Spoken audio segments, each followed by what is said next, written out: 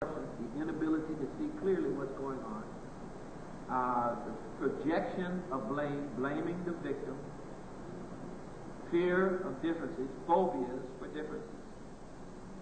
Then I may be missing one. It just says dependency syndrome too, you know. So in other words, these things are predictable. It's not something that the calculation can be described in detail. You can see when it is being practiced. The results can be predicted with precision, and you can see those. That's how you know you have a mental illness. You can reverse it. You can cure that mental illness by reversing that process. If you reverse the process of memory destruction by memory recovery, you see, then you're on the pathway to health.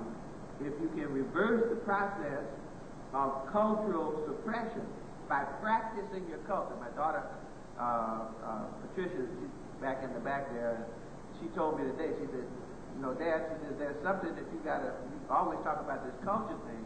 She said, but what you got to emphasize is that it's not just knowing the culture, it's being the culture. You got to practice that culture. So that you can, by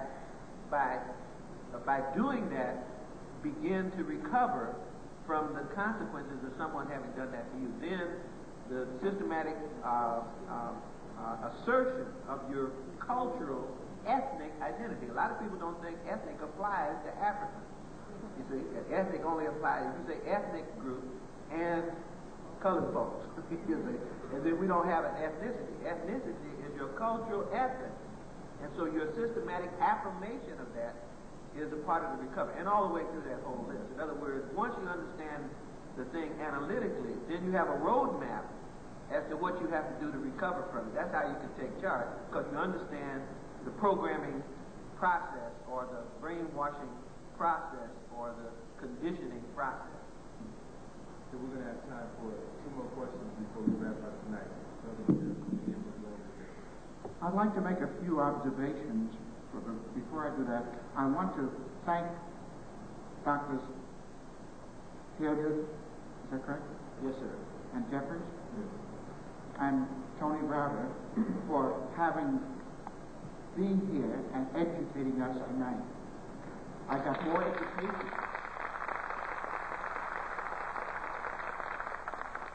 I got more education in this one little session than I have going to many conferences and the like.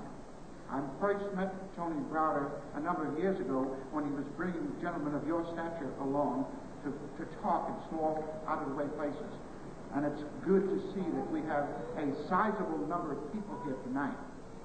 I want to say to the general public who's here tonight, I want to congratulate you and thank you for having the courage to come out and to bear witness to the truth.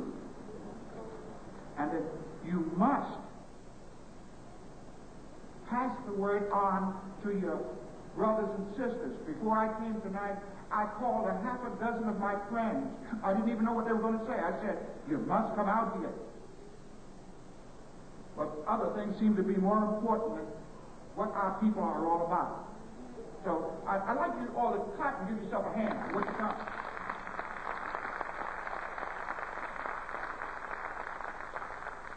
The next thing I want to deal with is that often we give lip service to what is. Now, each of us paid maybe $10 to get in here. But what you got here, you couldn't pay $100 for if you had to pay for it. Now, the point I'm trying to get at is this, that we know the obstacles that we have to face. And I often hear us talk about it. But now, what do we do to organize, to perpetuate what we're talking about? Now, I'm here talking, and I'm saying this. I'm going to put $12 out of my pocket to represent the next 12 months. We've got 500,000 black people who live in Washington who can give $1 per month. When we have brothers and sisters like this, they can be on a circuit tour to come by once a month. We won't have to worry about paying them. We won't have to worry about security for them. Now, everybody still could, but get some money out your pocket and put it up here. I've got $12 to do the talking that I'm talking. about it. Now, what I'm saying is that we all always talk, what a shame, what's going on? But we don't do anything. Let's organize. Put some money on the table. It don't have to be talked about in groups, whoever, I don't care who's responsible. Each one of us have power. We must use it. If the district government isn't serving our needs, then we must say it, and we must do something about it. If ABC or CBS or whoever, we're CBS. We'll pass the word from mouth to mouth. We will make the corrections, and we will die for what we believe. Just talking isn't going to get it. One second more, please. All right. What I'm saying is that the leaders often, they give their lives to the word, and they're never compensated properly. And they don't talk about the organization, so somebody must organize for them and give them a decent living so that when they come, it ain't nothing to give them $5,000 or $10,000 just showing up here for one night. That's no money for the time that they put in. So we need to address that. And so that's all I want to say. If you want to take this $12, I want to see some of the people come up and put some money in a pot and let somebody start organizing so that we can have good communications out here. We can have a little newspaper or something. We can meet once a month. Have a session like this once every month without fail. Because it's going to enlighten us and it will help us. And it'll help us to survive. Thank you. Who can I give the money to? Thank you. Tony, before he does, I think the brother's enthusiasm should be recognized, and what he's trying to say is very real. You have here in Washington, D.C., and as I was driving back and forth through the city, my thought was with Dr. Chancellor Williams. Yeah. And I can't feel comfortable, and I can't feel good about what we let happen to Dr. Williams in those last years when he wanted to put together something special for us, as part of that continuing legacy that he contributed to, and he did not have the support while we were busy doing some whole lot of other things. We took that lack of doing correct by our brothers and sisters to make sure we did correct by Dr. John Henry Clark, one of his partners, and also a student who taught Dr. Clark. In other words, Chancellor Williams is much older than Dr. Clark, and he was one of his teachers. Dr. Clark has gone blind.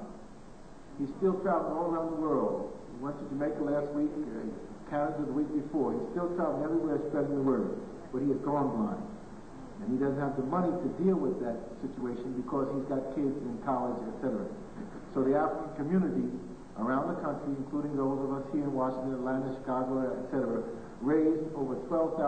We gave him the last $1,000 Wednesday when we had a luncheon for him so that he can get this reading machine. And what was said then was that we came up with a theme, share the vision. In other words, Dr. Clark shared his vision with us. Now we want to share our particular strength with him. But I think we need to expand that, because at that luncheon it was said that this event was so successful that we need to do something once a year at least of that magnitude to give to an African scholar so that that African scholar can continue to do the work that they have to do. So the brother was very useful in that.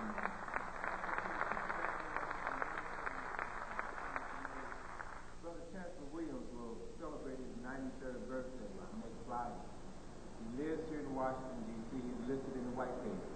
I can't think of any reason why every person in this room can't call him and wish him happy birthday. And that's something we can do. It's only going to cost us 15 cents. Ken, you want to give us the last question before we... Pardon me?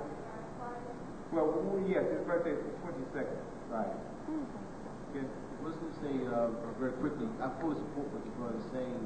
And a part of a group called Collective Awareness in the district is pushing public schools very hard to make some change in the curriculum.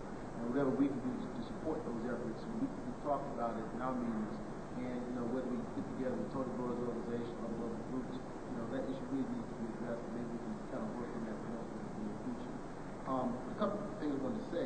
One, Dr. Lee, I wanted to share with you the fact that 2 or 3 of our members sit with the panel and working with the curriculum committee in public schools to make some changes in terms of African-centered curriculum, giving that third rewrite. And I want you to know that the vast majority of the members went to the conference in Atlanta, came back